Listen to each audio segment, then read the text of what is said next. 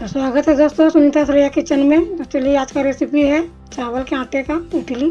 तो 1 कप चावल का आटा ले लिए हैं और ये है दही 1 कटोरी। तो चलिए सबको मिक्स करते हैं।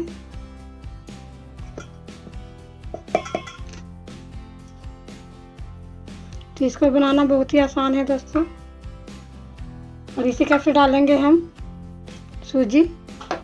तो सूजी ले लिए 1 कप, तो ये भी डाल देंगे। हाँ चलिए इसको मिक्स करते हैं पानी मिक्स करते हुए। तो थोड़ा थोड़ा डालते हुए पानी मिक्स करेंगे। तो जिस कटोरी से दही लिया था दोस्तों उसी से डालेंगे हम। और इसको अच्छी तरह से मिक्स करके 10 मिनट के लिए रेस्ट के लिए रख देंगे।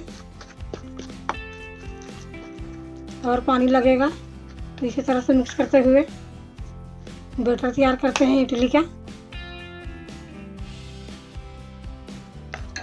हमारा बैटर तैयार हो गया दोस्तों। तो चलिए छोड़ देते हैं 10 मिनट के लिए।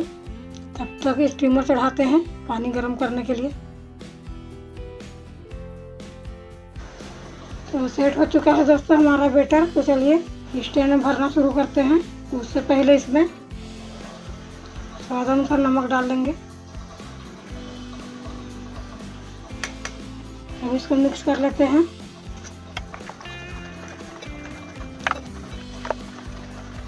तो मिक्स हो गया है दोस्तों। तो जितना बनाना है उतना एक बर्तन में निकाल लेंगे और बाकी का ऐसे ही रहने देंगे। दोस्तों इसको हम इनो से बना रहे हैं। तो चलिए इसमें डालते हैं। तो जितना इडली बनाना है दोस्तों उन्हीं के अनुसार बैटर निकाल के ये इनो का पैकेट आधा चम्मच डालेंगे।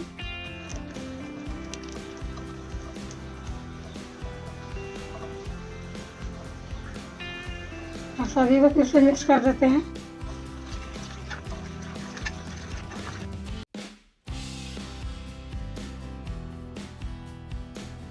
चलिए इसे डालना शुरू करते हैं।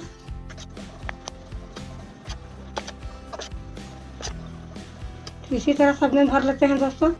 स्टीमर का पानी दोस्तों गर्म हो गया है। चलिए इसमें डालते हैं इडली का बैटर। इसमें भर लिए हैं हम।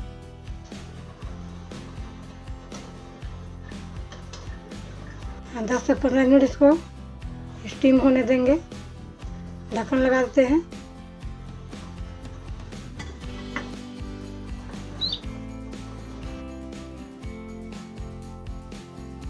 तो 15 मिनट हो गया है दोस्तों। चलिए देख लेते हैं।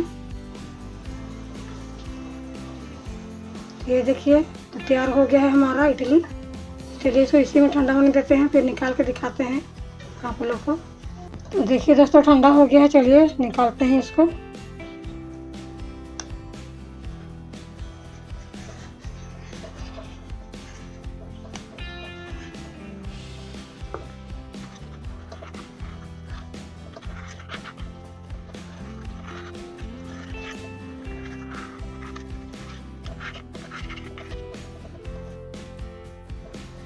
एक प्लेट में निकाल लिए हैं।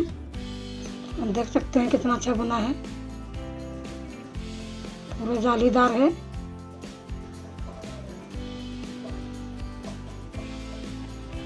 एकदम नरम है। पूरा अंदर तक पका है दोस्तों। तो चलिए इसको एंजॉय करते हैं टमाटर केचप के साथ में। कैसा लगा ये रेसिपी तो कमेंट करके बताइएगा। तो चलिए मिलते हैं अगले रेसिपी में। तब तक के लिए सबको बाय बाय।